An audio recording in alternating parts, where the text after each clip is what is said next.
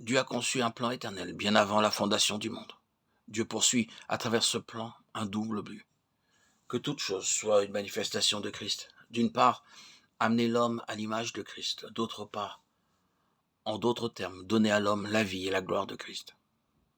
Toutefois, pour accomplir ce plan, Dieu a dû résoudre deux problèmes, la révolte de Satan et la chute de l'homme. Dans un âge très reculé, un archange a conçu de l'orgueil. Il est devenu jaloux en voyant Christ occuper le centre de toute chose. Il a désiré s'élever en vue de devenir l'égal du Fils de Dieu. Il a voulu se saisir de la position centrale de Christ. C'est pourquoi il s'est révolté. Dans sa rébellion contre Dieu, le tiers des anges a suivi. Même les créatures vivantes sur la terre l'ont suivi.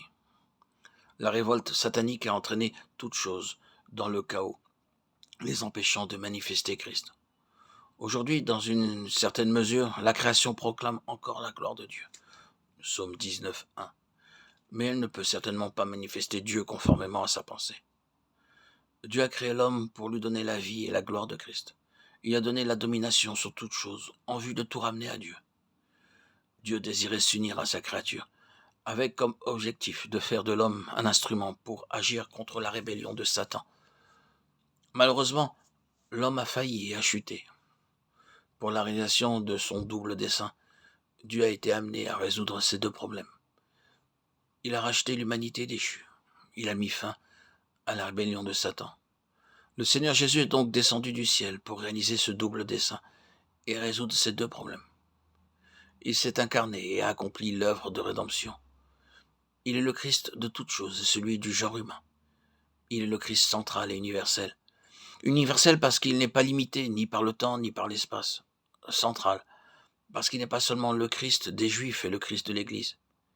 Il est aussi le Christ de toutes choses. Il est tout et en tous. La rédemption de Christ touche trois domaines. En tant qu'individu, il est notre substitut. Dans sa relation dans l'Église, il est notre représentant. À propos de la création, il est la tête. Christ est la tête.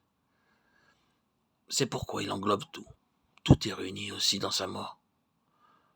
Lorsque la tête représentative mourut, tout ce qui était représenté par cette tête mourut.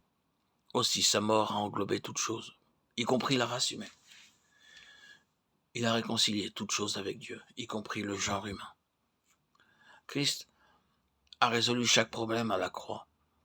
Il a écrasé la tête du serpent, a réglé la rébellion de Satan, en détruisant toutes ses œuvres. À la croix, Christ a racheté l'homme déchu et a réconcilié toutes choses avec Dieu. Maintenant, par le moyen de la croix, il accorde sa vie aux hommes pour les conformer à son image.